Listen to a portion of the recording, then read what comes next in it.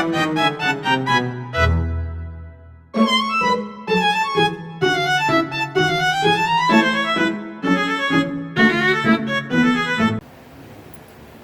kaharian ng Berbanya, nakaiga sa kanyang trono si Haring Fernando, halatang nangihina.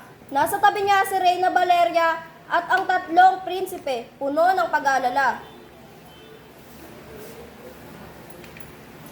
Ay bigat ng aking pakiramdam. Bari unti-unti nang nawawala ang aking lakas. Mahal kong Fernando, magpakatatag ka. May paraan pa upang ikaw ay gumaling. Ano man ang kailangan gawin, Ama, sabihin lamang niyo at gagawin namin. Ayon sa aking mga tagapayo, tanging mahiwagang awit ng ibong Adarna ang makapagpagaling sa akin.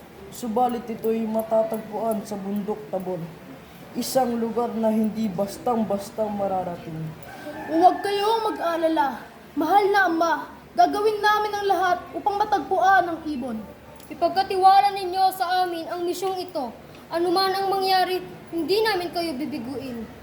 Tumingin si Haring Fernando sa kanyang tatlong anak. Tila nag-iisip kung sino ang dapat maunang lumisan.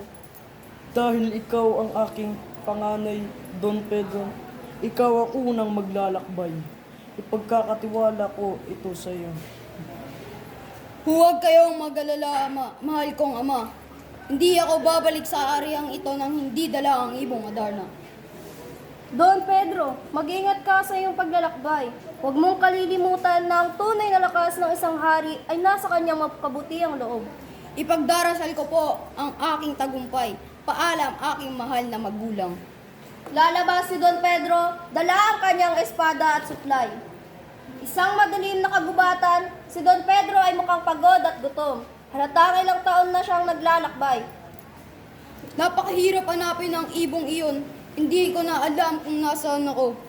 Makikita ang isang pulubi sa gilid ng daan, mahina at namamalimos. Mahal na prinsipe, maawa ka sa akin. Gutom na ako. Lumayo ka, matanda. Wala akong panahon sa'yo. Nagpatuloy si Don Pedro sa kanyang paglalakbay hanggang sa marating niya ang isang malaking puno, ang Piedras Platas. Napansin niyang may maririnig siyang kakaibang awit mula sa itaas. Biglang papasok ang tunog ng maiwangang awit ng ibong Adarna. Nagpatuloy si Don Pedro sa kanyang paglalakbay hanggang sa marating niya ang isang malaking puno, ang Piedras Platas.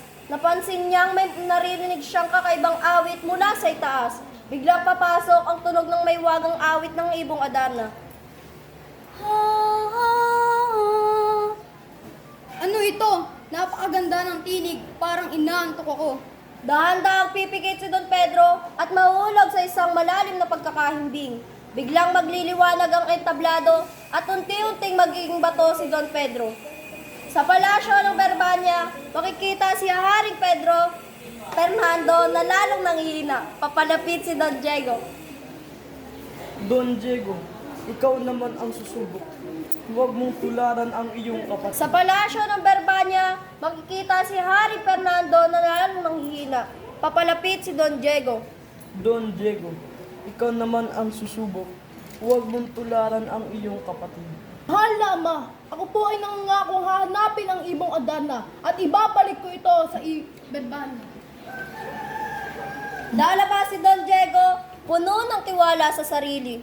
Pagkalipas ng 3 taon, mararating ni Don Diego ang puno ng Piedras Platas. Mapapansin niyang kakaiba ang paligid at makikita niyang may isang bato sa ilalim ng puno. Ano ito? Parang isang taong naging bato. Muli nga awit ang ibong Adarna mula sa itaas ng puno.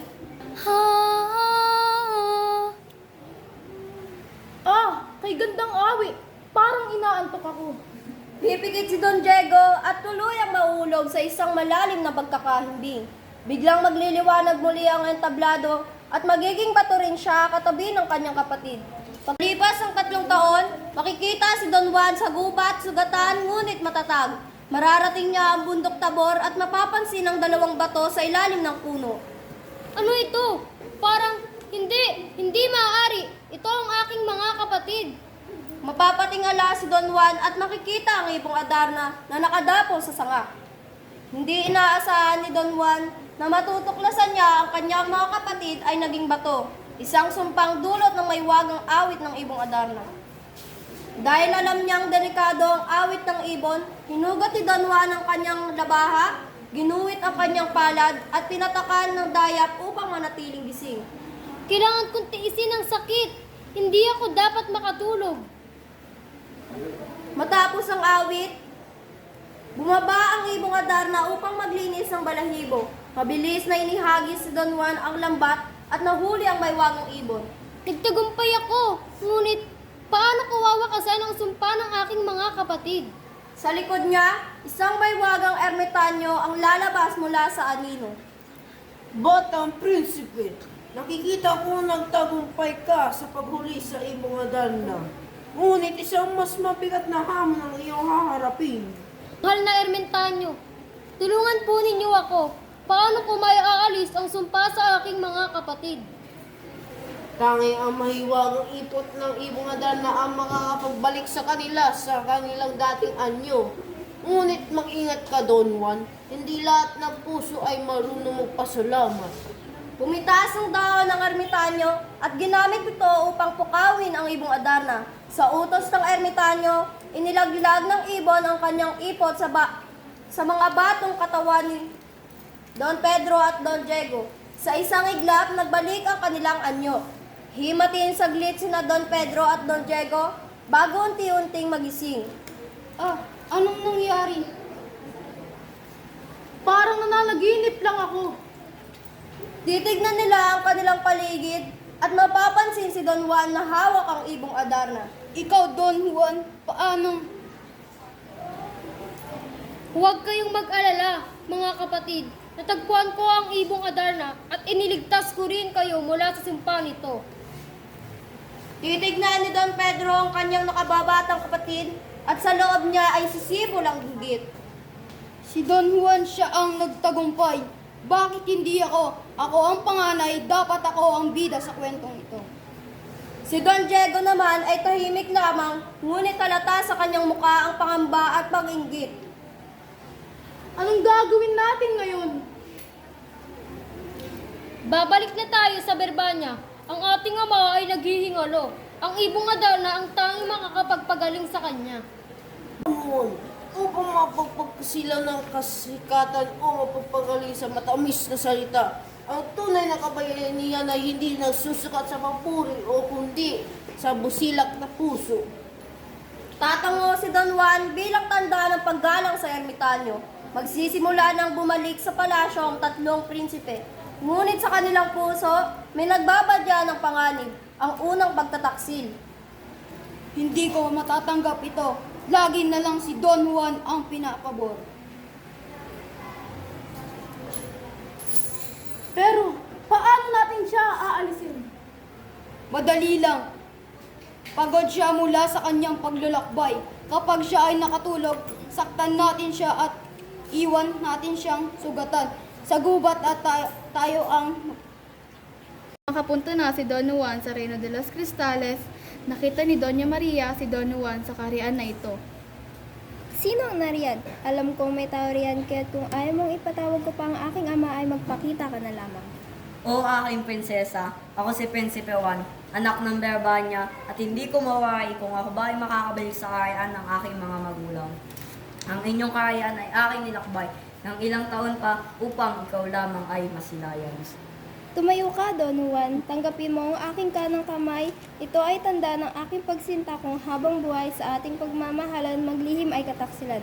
Aking mahal na prinsipe, marami na ang naghangad ng aking kamay mula sa aking kamay.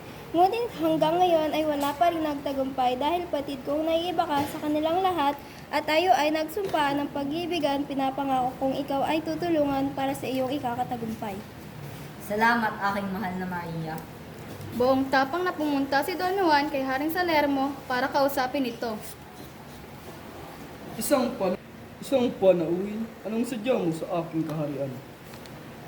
Sa Diyo, bati ko ay magandang hapon sa hari kong Panginoon Ako si Prinsipe Don Juan ng Berbanya. Ang inyong kaharian ay nilakbay mula sa kalayuan upang masilayan at mahingi mula sa inyo ang anak ninyong aking iniibig.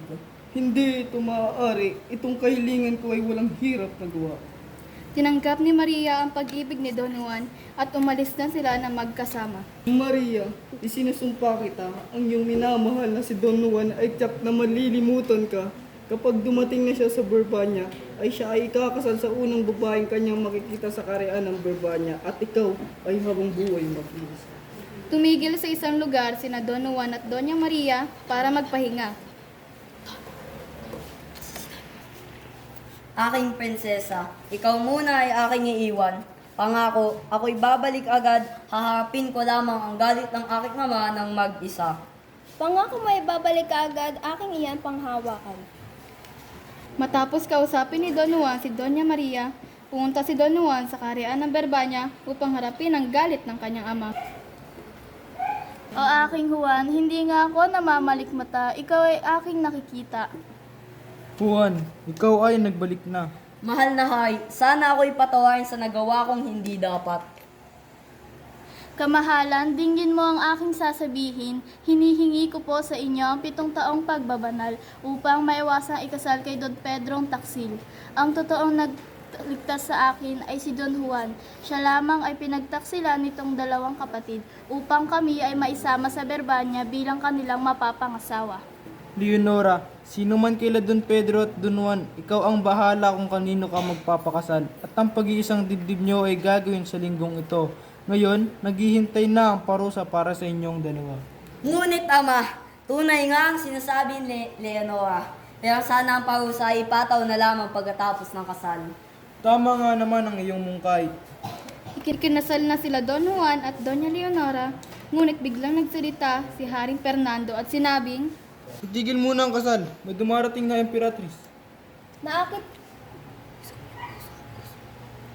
Naakit po ako at tumigil dumalo sa kasalan, ngunit parang ako'y nahuli na ng dating. Emperatriz na Maria